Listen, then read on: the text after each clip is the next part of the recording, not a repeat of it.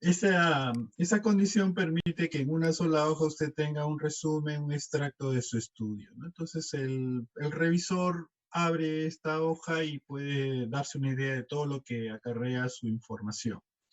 En el segundo punto estará, pues, obligatoriamente la información previa, ¿no? Ubicación del lugar, el terreno, forma del terreno, distrito, etcétera. Bueno, aquí tampoco no hay que exagerar, ¿no? Acá se pone de pronto un plano de ubicación y es bastante objetivo, ¿no? Tal vez tendrá que poner usted el distrito, el propietario, etcétera, ¿no? Pero no tampoco, pues, no sé, el mapa del Perú, departamento de Lima, y dentro de Lima en el distrito de Miraflores, provincia de Lima, no sé, y después llega al terreno. Tampoco, pues, ¿no?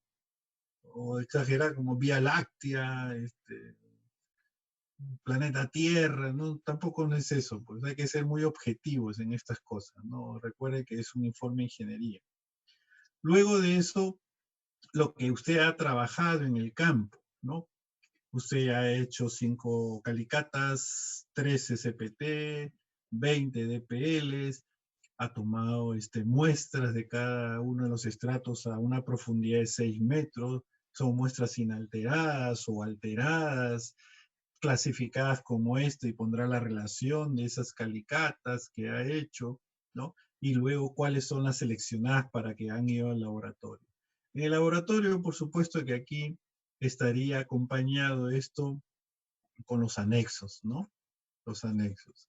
En los anexos están todos los certificados que usted ha recibido del laboratorio, pero en su redacción usted tendrá pues un resumen de ellos, ¿no? Calicata 1, muestra 5, contenido humedad, pasante la 200, valor de C, valor de phi, en fin, todo lo que usted quiera resumir de ellos, ¿no? Y seguramente que también tendrá ya resultados de los parámetros seleccionados para hacer el diseño. Luego viene el perfil de suelos, o sea, basado en la integración de cada una de las calicatas, usted puede hacer un perfil. Por ejemplo, yo tengo calicata 1, calicata 2, calicata 3. Aquí había una arena limosa, aquí arena limosa y aquí había un limo de baja compresibilidad. Este era su terreno, ¿no? Y acá tenían estratos distintos. Acá apareció de pronto una grava de pobre gradación.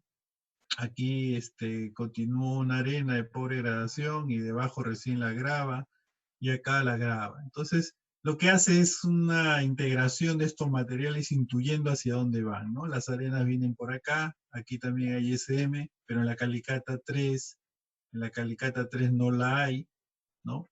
Y entonces comparto la distancia, ¿no? Como que aquí llegó el suelo de SM y el limo llega acá, ¿no? Voy compartiéndolo. Luego acá hay una arena, ¿no? Una arena SP, pero que no se ve ni en la calicata 1 y 3, entonces aquí yo tendré un material también compartido acá, ¿no? Y por debajo de ello ya todo es grave. Entonces, aquí aparece pues un suelo arenoso, ¿no? Acá ese es un suelo con limos, ¿no? Y acá hay otra arena, SP, y acá aparecen los materiales gravosos. Ya, a esto se refiere con ese perfil. ¿Por qué? Porque usted va a determinar un eje de esas calicatas, porque si eso pertenece a diferentes excavaciones, ¿no? C1, C2, C3, C4, C5, ¿no? Entonces tendrá un eje 1, acá habrá un eje 2 que integre las otras calicatas, y si hizo algo adicional, podrá trazar un eje adicional, de pronto se me ocurre, ¿no? Entonces, todo eso ha dependido de la forma como usted ha enfocado esta investigación de suelos para cimentaciones. Depende, pues, ya de la experiencia o de cómo usted consideró las caras. Pero los perfiles estratigráficos que hablan acá, el perfil del suelo, es importante. Porque si usted pensó colocar acá una primera cimentación que descanse en la grava, ¿no? Aquí descanse la grava, se va a dar cuenta que a esa misma altura, esta calicata no podría descansar en la arena porque había mucha heterogeneidad y habría que bajarla a este nivel. pero que aquí sí estaría bien, ¿no? Entonces, ¿qué hago? ¿Qué alternativa? Y comienza ya el cuestionamiento de qué puedo aplicar para estos lugares, ¿no? Y ese es en un eje, y aquí tendré el otro eje, y bueno, saldrán nuevas ideas que me permitan encontrar los horizontes sobre los cuales va a descansar la cimentación, ¿no? Luego, un detalle importante es informar el nivel de la napa freática en su estudio. No siempre se encuentra, por supuesto, pero cuando hay, tienen que informarlo. ¿Por qué? Porque lo que usted experimentó en el trabajo de campo, al ser reportado, va a permitir muchas cosas. Entre ellos, por ejemplo, que el especialista de análisis de precios unitarios y elaboración de costos y presupuesto considere un trabajo especial en la presencia de esta napa freática y que usted la recomienda solamente en su estudio, ¿no? Por ejemplo, cuando vayan a colocar la parrilla de la cimentación, ¿no? La parrilla de la cimentación y comiencen pues a sembrar las columnas en estos lugares, ¿no? Con los estribos, en fin, ¿no? Acá tendrá pues que hacer la excavación eh, empleando de pronto una motobomba aquí que bote el agua y le permita rápidamente colocar ahí la parrilla, acelerantes de fragua, ¿no? Y algunos aditivos complementarios para este proceso. Fíjense lo importante que es que usted informe eso. Imagínense que usted no informe que hay ese nivel de agua o que informa en su perfil, ¿no? Le dice, acá hay un nivel freático, ¿no? Pero no recomienda usted que cómo debe proceder el constructor. Eso deja un vacío entre los especialistas, pues si la articulación del constructor y la geotecnia ya se va perdiendo, ¿no? Y no debe ser el caso. O sea, una de las mejores formas de lograr un buen diseño es que usted se considere el constructor y vea que todo lo que está colocando en su estudio realmente sea construible. Ese es un éxito del diseñador. ¿Por qué? Porque no recomienda absurdos dentro del estudio y el trabajo es más coherente y ejecutable. Entonces, usted al poner le va a permitir al constructor lograrlo. Entonces, hay dos cosas importantes. Si usted no le informa, el análisis de precios unitarios va a generar un costo muy por debajo del verdadero valor de la obra. Y al constructor le va a generar un problema, primero porque no lo consideró esos adicionales o esas actividades, y él no lo va a, no va a saber cómo construirlo con las recomendaciones limitadas que usted expuso. Entonces ahí hay que tener mucho cuidado en eso, ¿no? Luego viene el análisis ya de la cimentación misma, pero análisis como lo que usted debe considerar, ¿no? De pronto, si conoció las cargas, usted va a tener pues un modelamiento de cargas que llegan a través de la cimentación al nivel y de lo que el suelo puede soportar. Y seguramente que empleará algún método para poder ejecutarlo, ¿no? Y esto tendrá pues que analizarse que Q sea realmente mayor que N', ¿no? Entonces va a tener que considerar en su trabajo un capítulo donde usted prácticamente analiza la cimentación y informará también de manera general lo que es el efecto del sismo, ¿no? Porque es un trabajo en realidad que lo va a procesar el ingeniero estructural, pero usted puede recomendar, por ejemplo, el tipo de suelo, la frecuencia que tiene el terreno, ¿no? Por la calificación del material, periodo de vibraciones, etcétera, que sean insumos para que puedan ser utilizados por el que toma la posta, que es el ingeniero estructural, ¿no? Y con esa información, usted está completando un informe. Acá seguramente que vendrá pues las conclusiones y recomendaciones, ¿no? Recomendaciones. A eso pues vendrán los anexos, como ya sabemos, ¿no? Se le sumará pues los anexos. ¿no? Y su trabajo viene documentado en los anexos con el plano de ubicación, los registros de excavación, vendrán los certificados de laboratorio, algún software que ejecutó, finalmente los detalles de la cimentación y al último el álbum fotográfico que es fundamental, ¿no? No se debe quitar creo que la última norma indica que no es necesario colocarlos. Yo creo que el álbum fotográfico es fundamental porque le sirve para dirimir algún problema futuro, porque de pronto comienzan a hablar de un lugar que para usted en la fase inicial de mecánica de suelo no es el mismo lugar que el constructor está tratando, ¿no? A mí me ha sucedido, pero en carretera. Pero carretera son kilómetros que cuando se hace la mecánica de suelo todavía no está el destacado el levantamiento topográfico de la vía, ¿no? Y cuando ha comenzado la obra ya se ha definido, se ha replanteado las progresivas, hay curvas de empalme, hay cambios, y lo único que me ha podido ayudar son las vistas fotográficas, ¿no? Porque donde decía el estudio que había tal o cual suelo, no lo encontraba el contratista, y por lo tanto consideraba que el estudio era deficiente. Al ir al campo, las partes, pues yo demostraba con la fotografía que el lugar no es el mismo donde yo hice la exploración y que fue, digamos, una ligereza por parte del proyectista que elabora el expediente técnico en no retroalimentarme de la nueva progresiva que había empleado él, ¿no? Entonces, todos esos detalles muchas veces son salvados por este proceso del álbum fotográfico, lo cual es muy, muy valioso. No hay que quitarlo. Creo que la nueva norma revisada sugiere retirarlo. ¿De acuerdo? Ahora, también esta norma ya está determinando cuál es la simbología más correcta para poderlo reflejar en un plano, ¿no? Para nosotros los más antiguos en esta experiencia, pues la calicata la reflejábamos de esta manera, ¿no? Calicata 1, listo.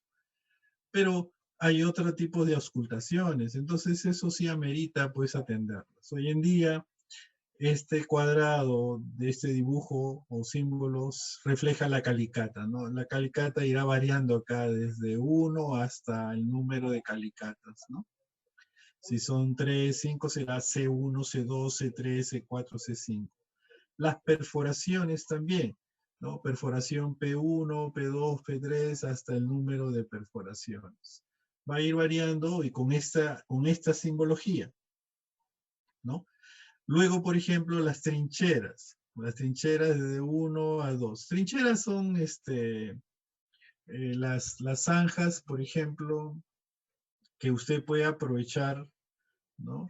El número de trincheras.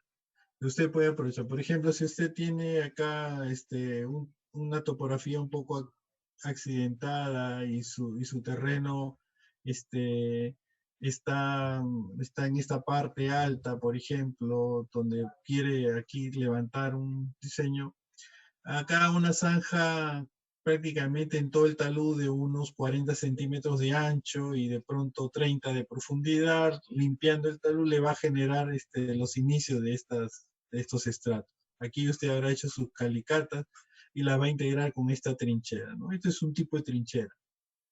Entonces, aproveche usted los desniveles para poder hacer zanjas. Le puede permitir también completar o confirmar lo que usted está encontrando, ¿no? Porque de pronto usted hace esta calicata y después viene a esta profundidad y hace una nueva calicata y tendrá pues en total una mayor exploración. En el caso de auscultaciones, pues tendrá también desde 1 hasta el número de auscultaciones con esta otra simbología, ¿no? Una auscultación puede ser un DPL que usted va ensayando en diferentes lugares, por ejemplo, ¿no? La trinchera, la excavación que le estoy mencionando, las perforaciones, las del SPT, por ejemplo, o una diamantina, las calicatas, las excavadas.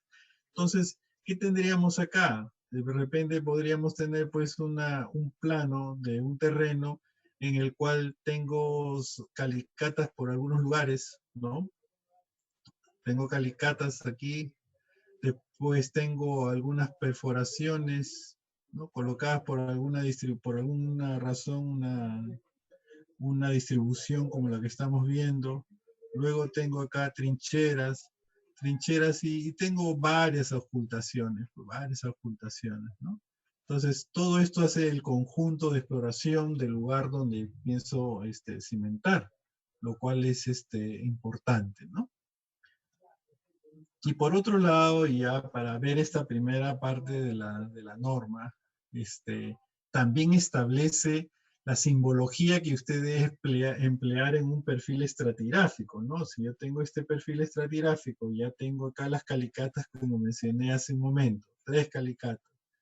Entonces, en ese caso, yo tengo acá un SM, tenía creo, y después por acá había un ML, pero después venía un GP. Entonces, ya la simbología existe.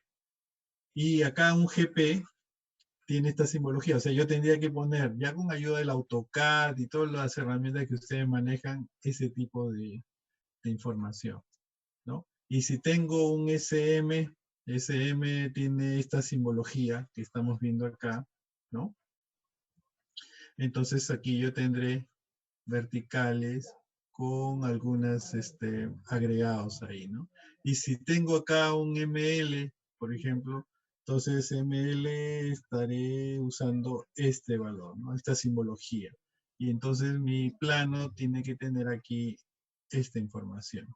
Tradicionalmente, ¿qué usábamos? Pues a veces colores, las arcillas eran rojas, las piedras eran grises, las arenas eran amarillentas y con eso diferenciábamos. La combinación puede ser interesante, la simbología con el color que le acabo de mencionar puede ser importante, pero sí es algo que ustedes deben darse cuenta acá, que acá el GW son las piedras pero en color blanco y el GP en color negro. Que cuando tengo acá GM hay gravas, pero hay limos. Y si ustedes observan, el limo son líneas verticales, las arcillas son líneas inclinadas. Y los limos de baja compresibilidad con respecto al de alta compresibilidad son las líneas verticales, pero más gruesas. Y las arcillas de baja compresibilidad con respecto a la alta compresibilidad son inclinadas, pero mucho más gruesas. Entonces, si yo hablo de una arena, y yo sé que la arena tiene pequeñas partículas, y la combino con limo, entonces tendré limos con arenas.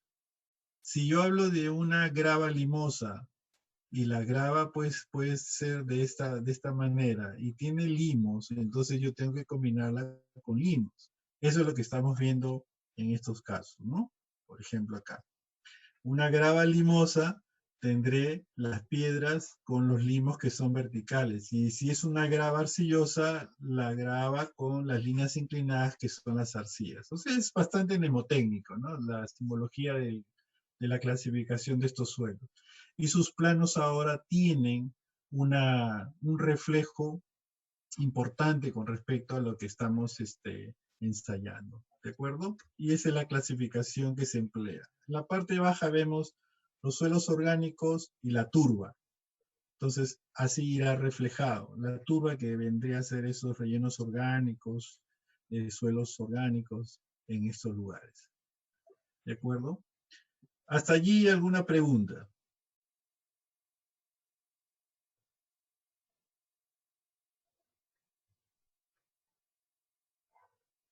Que me estaba olvidando es perdón, acá, pasar la asistencia, ¿no? M, D, Y, 8.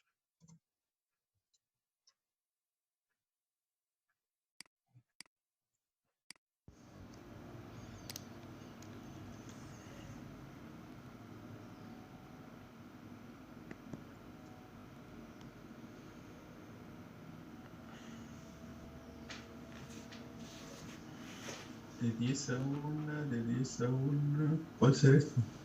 Clase de hoy. Ah, 2 veces está, ¿no? Ya, acá.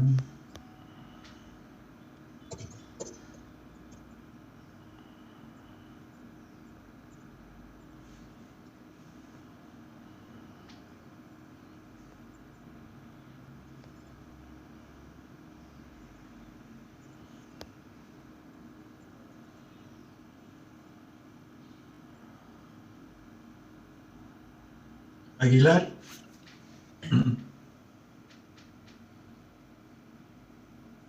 Alania.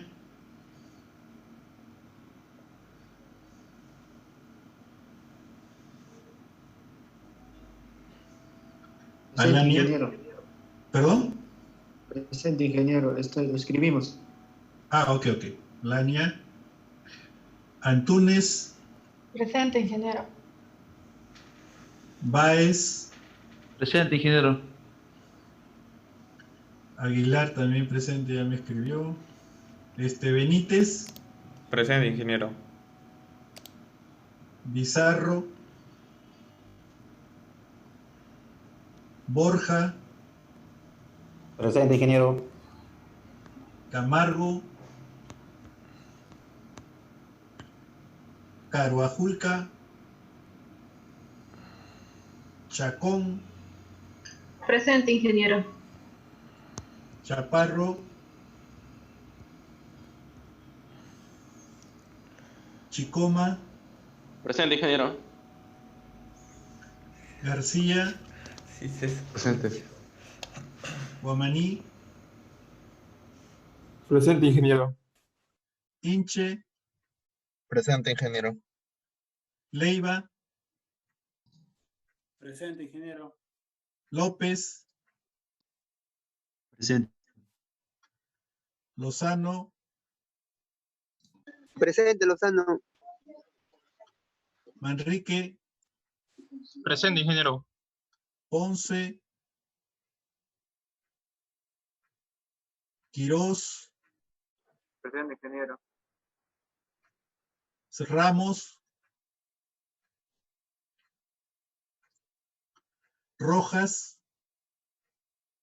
Presente, ingeniero. Sánchez. Presente, Sánchez, ingeniero.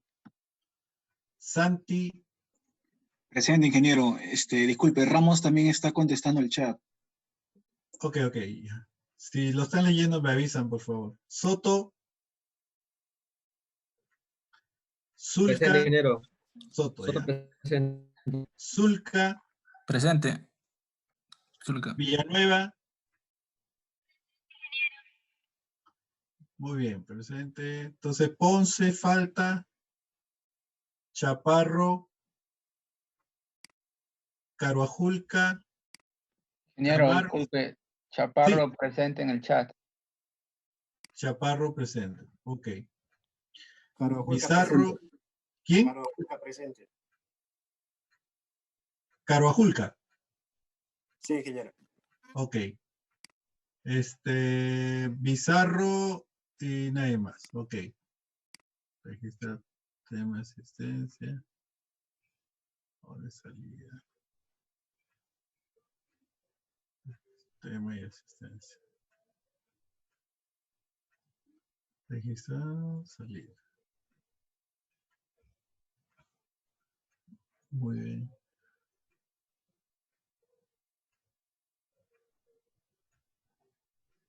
No, perdón. Entonces, estamos aquí. Okay.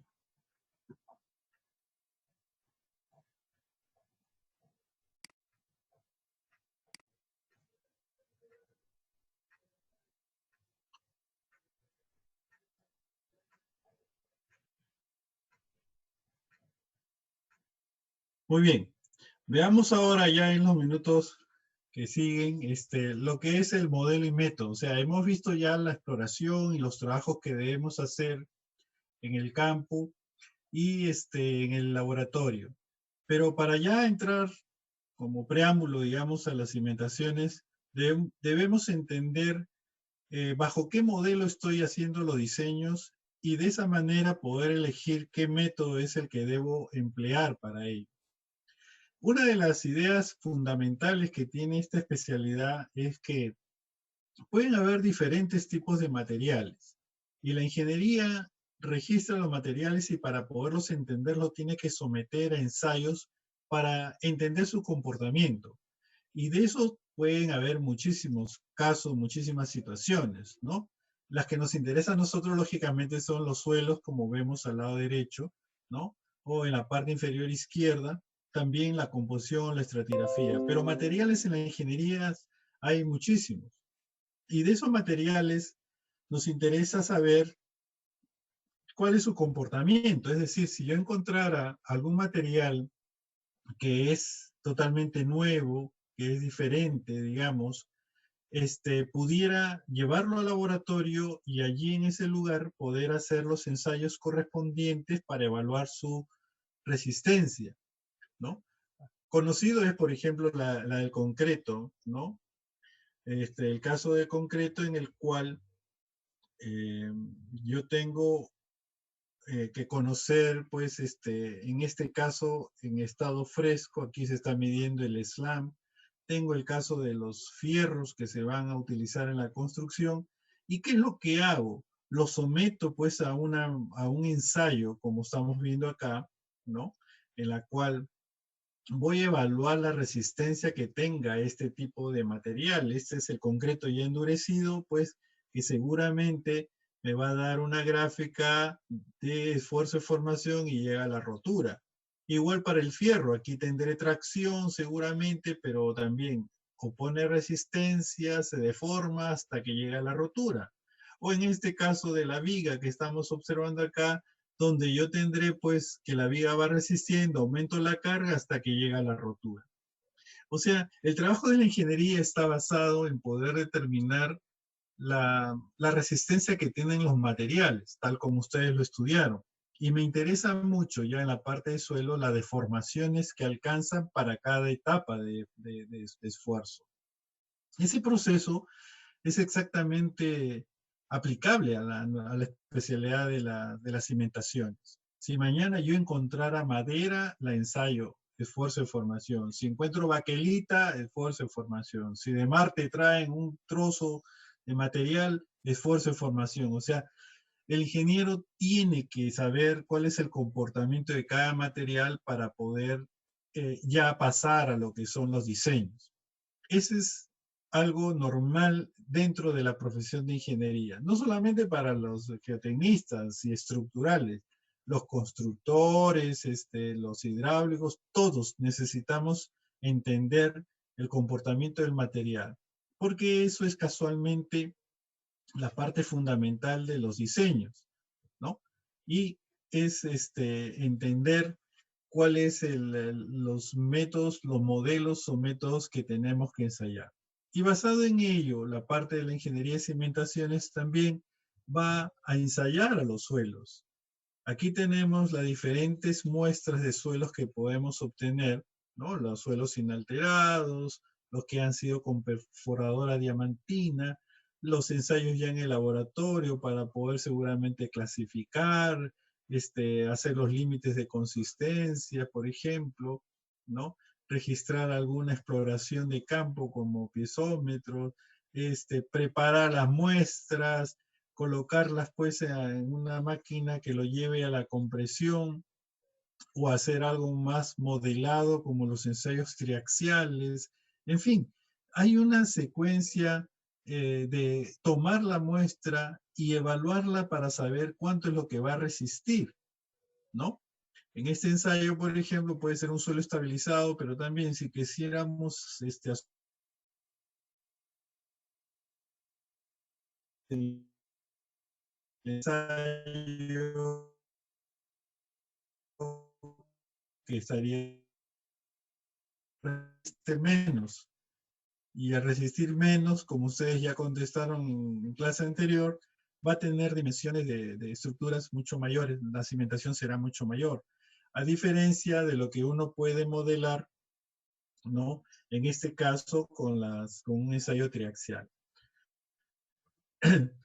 Un ensayo de corte directo, ¿no? Como ustedes van a tener la clase con el jefe de práctica, es el que estamos observando, ¿no? Tengo acá una muestra de suelo tallada, puede ser de pronto de sección circular, ¿no? De sección circular, o puede ser de sección cuadrada también. Y acá está visto en elevación, en la cual la comprimo para darle una cierta dificultad para ser llevada a la rotura, ¿no? Y teniendo constante esta carga, constante la carga normal, empiezo el ensayo que lo va a llevar al corte. O sea, la misma muestra va a llevarse al corte predeterminando un plano de falla que recorre pues por la mitad de la altura de esa muestra. Entonces, en una primera mitad yo puedo tener acá, digamos, un soporte fijo, ¿no? Un soporte fijo que va a evitar que se desplace la primera mitad, y en la segunda mitad seguramente que voy a tener un anillo de carga que me va a indicar cuáles son los esfuerzos que estoy aplicando. Esta gráfica va a oponer resistencia hasta que llega a la rotura. Entonces, voy a tener una gráfica de esfuerzo de deformación de esta manera, ¿no? Pero como es un esfuerzo tangencial, aquí colocaré esfuerzo tangencial. Eso es lo que estamos observando acá en esta gráfica, ¿no? Perdón, ¿tienen alguna pregunta? Veo, o me estoy equivocando, creo. A ver, sí, más chat.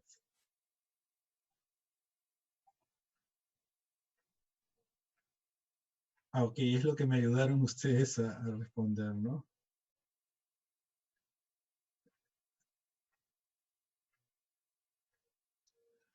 Entonces, este ensayo de esfuerzo de formación es llevado a estas gráficas de esfuerzo de formación. Esta carga constante elegida, digamos que haya sido esta carga constante de 1 kilo por centímetro cuadrado, estará acá en esta zona, o sea, este es el esfuerzo normal número 1. Pero si yo incremento esta carga, le sumo un delta de n de carga normal, entonces el ensayo al corte va a ser más difícil, más complicado. Claro, si yo comprimo más, llevarlo a la rotura va a necesitar más fuerza.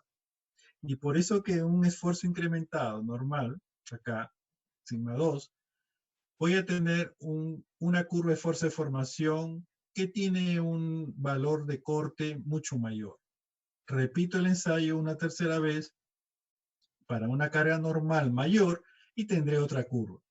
Esa es la curva que me interesa en el ensayo de corte porque voy a tener 3 valores máximos de valor de corte, ¿no? El que yo pueda registrar acá, ¿no?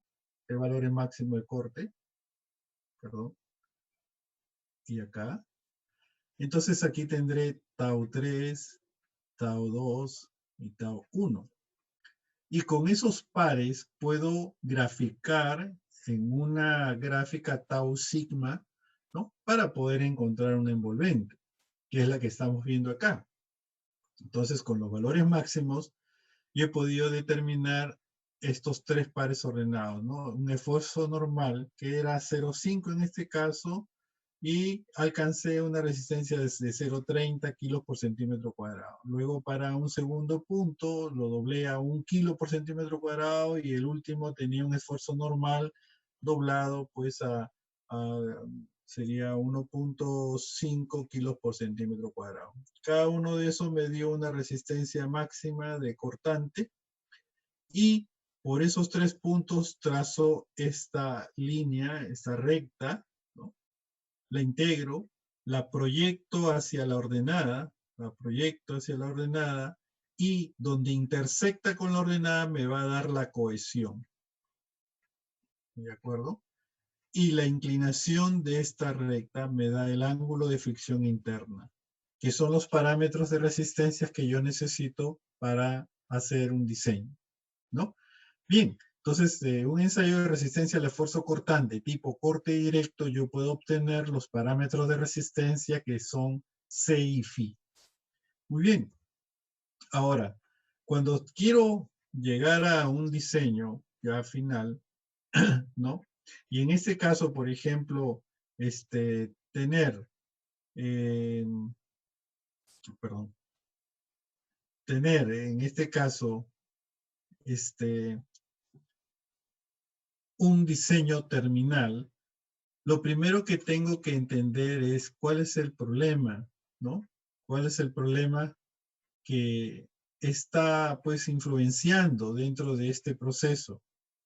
Y este problema real que encuentro tiene que ser modelado para poder desarrollar y aplicar diferentes métodos de diseño. Uno es el modelar las cargas. Y modelar las cargas son casualmente las cargas que llegan hasta la columna, ¿no? A través de la columna la cimentación. Y esto lo ve muchas veces el ingeniero estructural.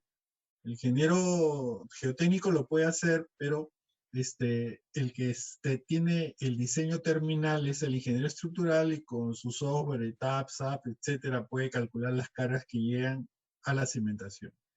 El siguiente caso es el modelo del material. Y en el modelo del material tiene que ver cuánto vale C, cuánto vale Φ, cuánto valen los pesos unitarios que van a intervenir, por ejemplo, ¿no?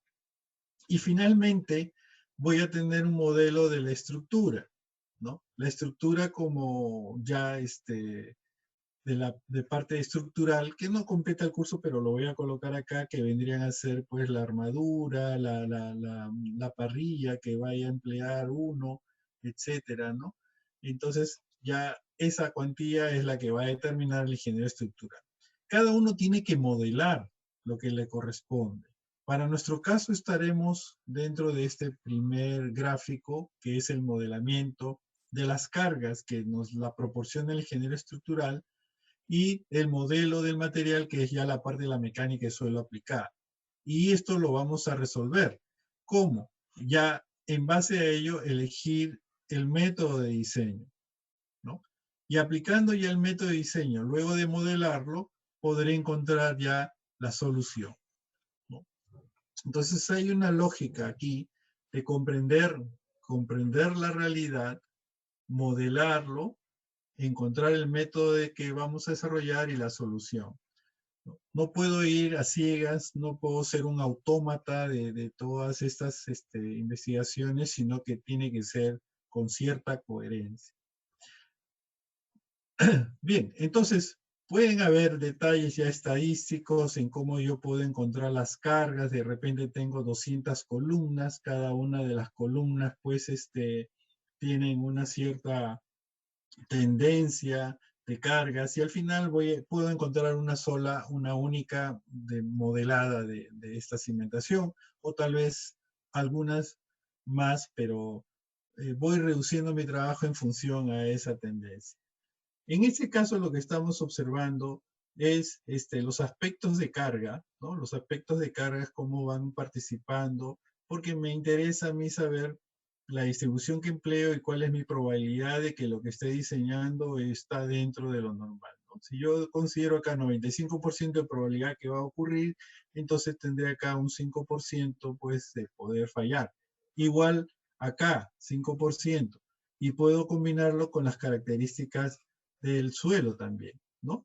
Entonces puedo tener acá las cargas provenientes, una estadística, al 95% tendré un valor de T de 1.645 que lo puedo aplicar dentro de mi estadística, ¿no?